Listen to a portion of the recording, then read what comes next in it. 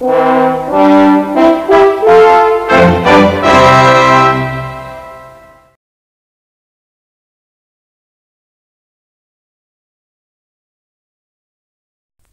and welcome from the Yorkshire holiday coast of Bridlington through to Filey and through to Scarborough and to the city of Kingston upon Hull.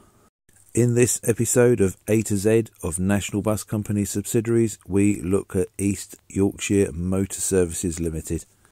East Yorkshire is one of those bus company names that is thoroughly descriptive and does what it says on the tin. It serves East Yorkshire.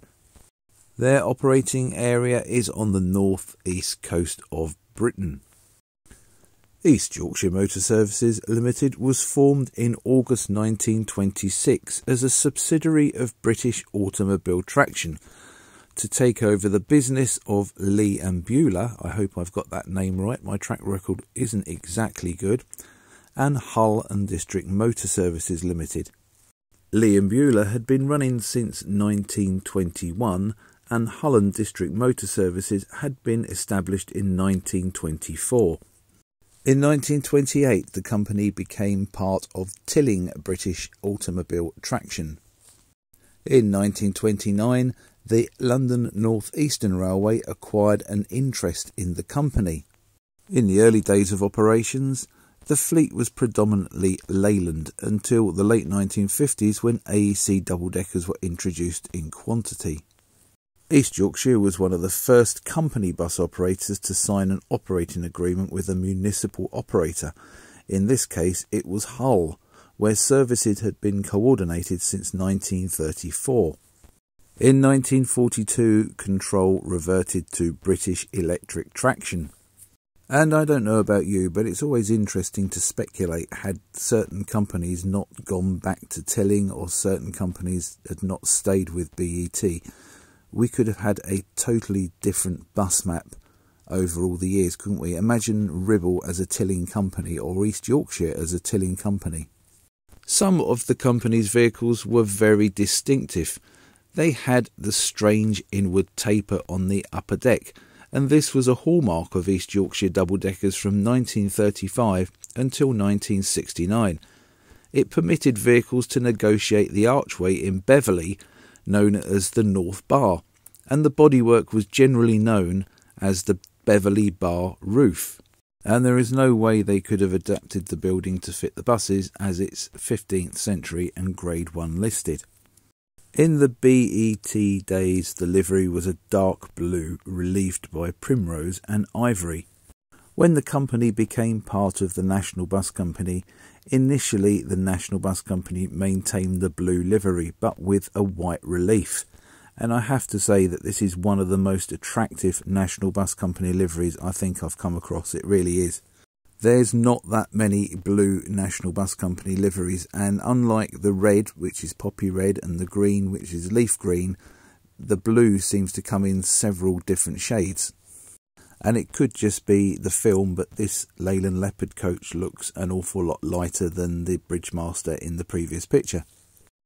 In 1967, the company switched allegiance to the Daimler Fleetlines.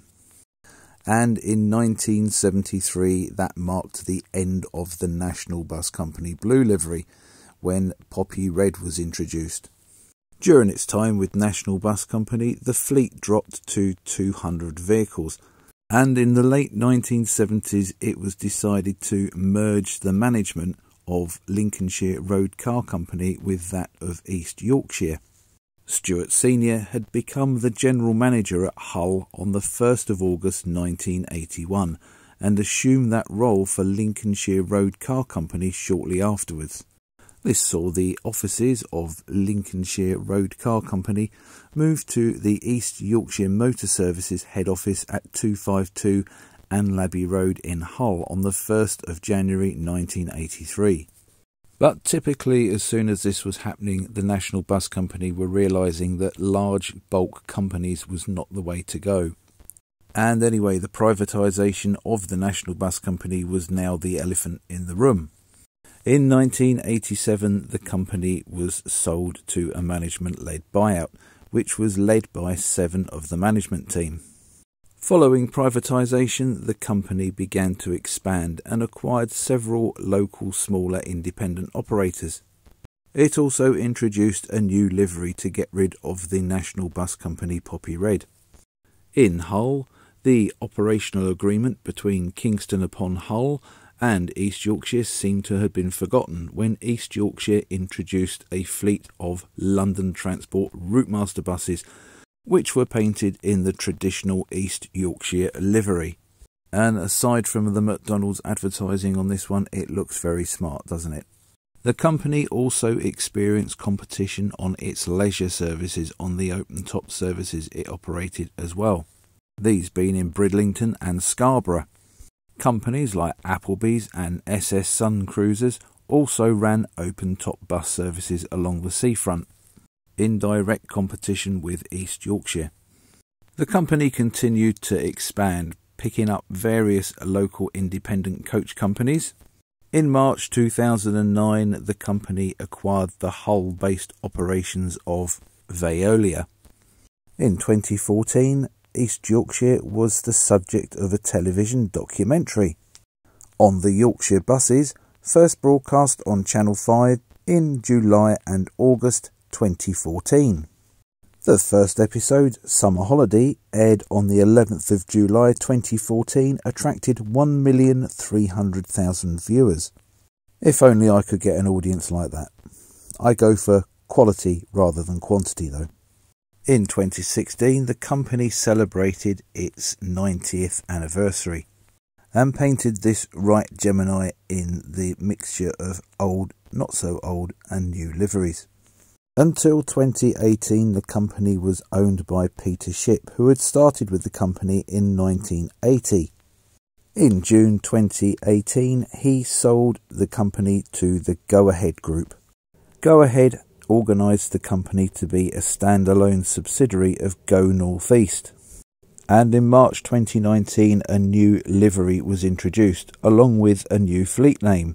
It was simplified to become just East Yorkshire.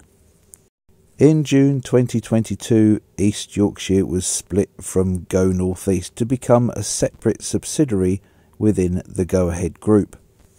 East Yorkshire now has responsibility for the North and West Yorkshire operators that Go Ahead Group have taken over, including Compass Royston, Esk Valley, Four-Way Coaches and Proctors.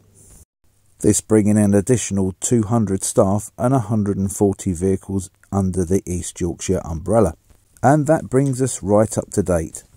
Now, I nearly always say this, but there's nearly 100 years of history with East Yorkshire, and I've tried to cram it into just under a 10-minute long video. So if there's anything that I've forgotten or I've missed out that's important to you, I do apologise.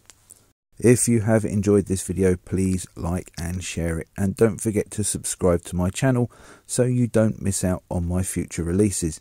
And don't forget to share your memories of East Yorkshire in the comments below. I love reading your comments and I always try to respond to all of them. Thank you very much for watching and supporting my channel. Bye for now.